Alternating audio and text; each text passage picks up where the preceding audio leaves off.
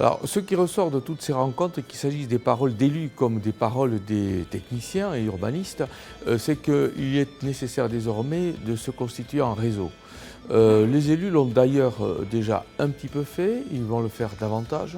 et les agences d'urbanisme se doivent aussi de travailler en réseau pour tenir compte de ce que ce sont ces nouvelles réalités. Et quand on est confronté, et comme c'est le cas actuellement, à une série de réformes qui réinterrogent l'ensemble de nos institutions, il est important aussi que d'adapter la méthode de travail des agences d'urbanisme à ce que sont ces nouvelles réalités. Et la mise en réseau est une absolue nécessité. Certes, aujourd'hui, il y a des occasions de rencontres entre les agences d'urbanisme, mais ces rencontres-là devraient être davantage structurées, davantage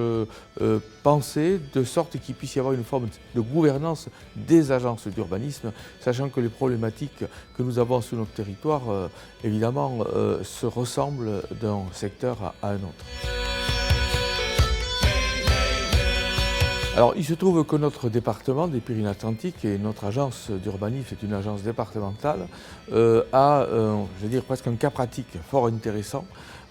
puisque d'un côté, nous avons le Béarn avec 9 intercommunalités qui vont se mettre en place, à la place d'une vingtaine d'intercommunalités. Et puis, vous avez au Pays Basque 10 intercommunalités qui vont désormais ne faire qu'une intercommunalité. Alors, bien sûr que cette donnée-là, puisqu'elle est aujourd'hui actée comme devant être mise en application au 1er janvier prochain, nous oblige, nous les élus, mais aussi avec les agences d'urbanisme, et notre agence d'urbanisme, l'ODAP en l'occurrence, nous oblige à nous mettre en situation de pouvoir mettre en place les nouvelles politiques publiques, sachant que justement les limites ont changé. Les limites ont changé, qu'il s'agisse des limites pour penser l'urbanisme de demain, des limites pour penser aussi la culture, des limites également pour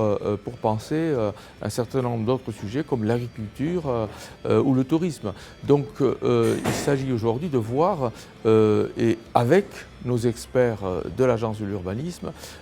comment cette nouvelle entité institutionnelle pour le Pays Basque, ou ces 9 entités institutionnelles pour le Béarn, peuvent répondre désormais à ce que sont les besoins de la population pour décliner toutes nos politiques publiques. Nous avons souhaité conclure cette rencontre par un manifeste, une façon de traduire nos travaux par un acte militant, c'est-à-dire le fait de pouvoir affirmer, d'une part, la volonté des agences d'urbanisme de s'adapter à ce qu'était la nouvelle actualité, le fait aussi de dire que les agences d'urbanisme apportent une ingénierie, une expertise dont les collectivités locales ont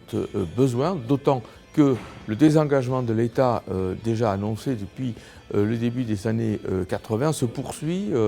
chaque année davantage et nous oblige aussi à nous organiser. Donc ce manifeste, c'est effectivement une démarche un peu existentielle pour les agences d'urbanisme, une façon aussi de dire nous pensons à l'avenir et nous nous adaptons aux réformes territoriales.